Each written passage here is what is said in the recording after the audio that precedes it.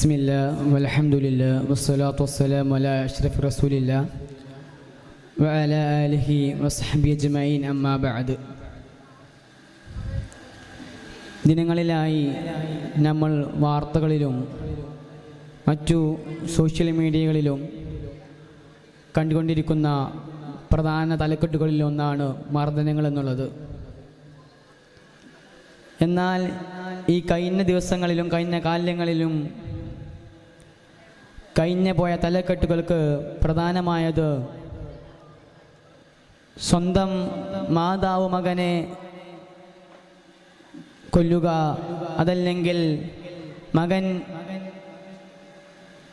Mobile അഡിക്ഷനോ അതല്ല മറ്റു കാരണത്താലോ സ്വന്തം മാതാവിനെ കൊലപ്പെടുത്തുന്ന നമ്മൾ ഓരോരുത്തരും ഉൾക്കൊള്ളാൻ പ്രയാസമാകുന്ന രീതിയിലുള്ള വാർത്തകളാണ് നമ്മൾ ബന്ധപ്പെട്ടത്.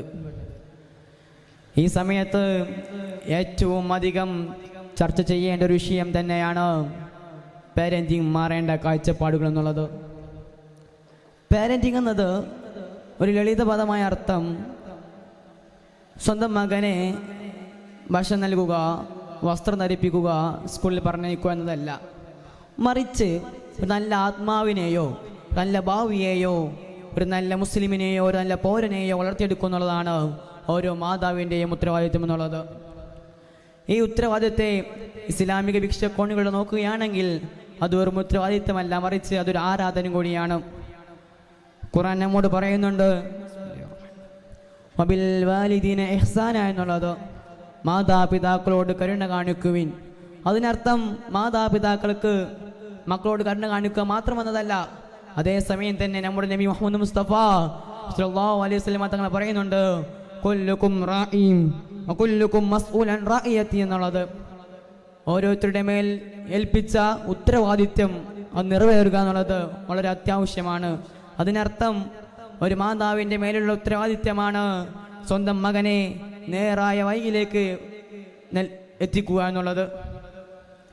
എന്നാൽ ഇപ്പോൾ സാധാരണ കുടുംബങ്ങളിൽ കണ്ട് വന്നിരുന്നൊരു പ്രശ്നമാണ് സ്വന്തം മകൻ്റെ ഇഷ്ടങ്ങളും താല്പര്യങ്ങളും അവൻ്റെ എന്തിനോടാണ് അവൻ പ്രോത്സാഹനം നൽകുന്നതെന്നും അറിയാതെ അവൻ എൻ്റെ മകൻ ഒരു ഡോക്ടർ ആകണം, അല്ലെങ്കിൽ ഒരു എഞ്ചിനീയർ ആകണം, അല്ലെങ്കിൽ കുടുംബത്തിൻ്റെ ഏറ്റവും വലിയ പ്രതീക്ഷയാകണമെന്നുള്ള കരുതിയ ചിന്തകളിലൂടെ സ്വന്തം മാതാപിതാക്കൾ വലിയ വലിയ കോഴ്സുകളിലേക്കും വലിയ വലിയ ക്ലാസ്സുകളും ആഗ്രഹങ്ങളിലേക്ക് തള്ളിയാകുകയാണ്. അവിടെ നടക്കുന്നത് അവൻ്റെ സ്വന്തം ഇഷ്ടം അറിയാതെയുള്ള മാതാപിതാക്കളുടെ നിർബന്ധപ്രകാരമുള്ള പഠനമാണ്. അതെനിക്ക് താല്പര്യവുമല്ല, തൃപ്തികരവുമല്ല.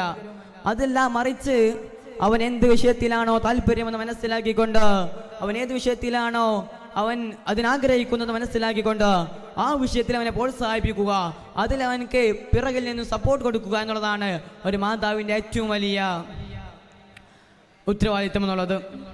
ഒതുങ്ങുന്നതല്ല, മറിച്ച് ഇന്നത്തെ കാലത്ത് വളരെയധികം പ്രശ്നമായിക്കൊണ്ടിരിക്കുന്നതാണ് ഉത്തരവാദിത്വ ബോധമില്ലായ്മ എന്നുള്ളത്. അതിന് പ്രധാന കാരണം മാതാപിതാക്കൾ തന്നെയാണ്. ഒരു സഭ വരുമ്പോൾ അല്ലെങ്കിൽ ഒരു ചർച്ച വിഷയം വരുമ്പോഴൊക്കെ അവൻ്റെ ആഗ്രഹം, അവൻ്റെ ഒരു അഭിപ്രായം പറയാനുള്ള സ്വാതന്ത്ര്യം നമുക്ക് നൽകണം. അതുമൂലമാണ് അവൻക്ക് ഒരു ഉത്തരവാദിത്വ ബോധം നയിക്കുക. അതിന് ഏറ്റവും വലിയ ഉദാഹരണമാണ് നമ്മുടെ തിരുനബിയും അവിടുത്തെ സ്വഹാബാക്കളും എന്നുള്ളത്. ജീവിതകാലം മുതൽ തന്നെ ഉത്തരവാദിത്വ ബോധത്തോട് ജീവിച്ചു വന്നവരാണ് അവരെല്ലാവരും.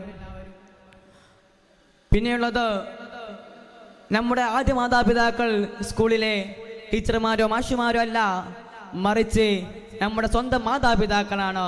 അതുകൊണ്ട് മാതാപിതാക്കളുടെ സ്വഭാവ വികാസങ്ങൾ എങ്ങനെയായിരിക്കും?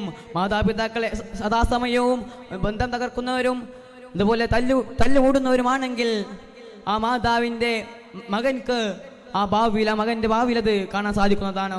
അതല്ല, മറിച്ച് സൗഹൃദമായി സ്നേഹബന്ധം പുലരുന്നവരാണെങ്കിൽ അത് ആ മകൻ്റെ ഭാവിയിലത് തെളിയുന്നതുമാണ്. മറ്റൊരു കാര്യം എന്നുള്ളത്, ഈ പിഞ്ചു മക്കളുടെ മനസ്സിൽ മാതാപിതാക്കൾ ഇടം പിടിക്കാൻ ഏറ്റവും വലിയ പോസിറ്റീവാലിറ്റി എന്നുള്ളത് സ്വന്തം മകൻ്റെ കൂടെ ചില യാത്രകൾ പോവുക, അല്ലെങ്കിൽ അവൻ്റെ കൂടെ കുറച്ച് കളിക്കുക എന്നുള്ളതൊക്കെ ആ പിഞ്ചുങ്ങളുടെ മനസ്സിൽ സ്വന്തം മാതാവിന് ഇടം പിടിക്കാൻ അവസരമൊരുക്കും. അതുകൊണ്ട് ഞാനും നിങ്ങളും എല്ലാവരും ആ മേഖലയിലൂടെ കടന്നു പോകാനുള്ളവരാണെന്ന് ഓർമ്മ എല്ലാവരും ഉൾക്കൊള്ളിച്ചുകൊണ്ട് എൻ്റെ വാക്കുകൾക്ക് വിരാമം കുറിക്കുന്നു. ആഖിറു ദഅവാന അൽഹംദുലില്ലാഹി റബ്ബിൽ ആലമീൻ.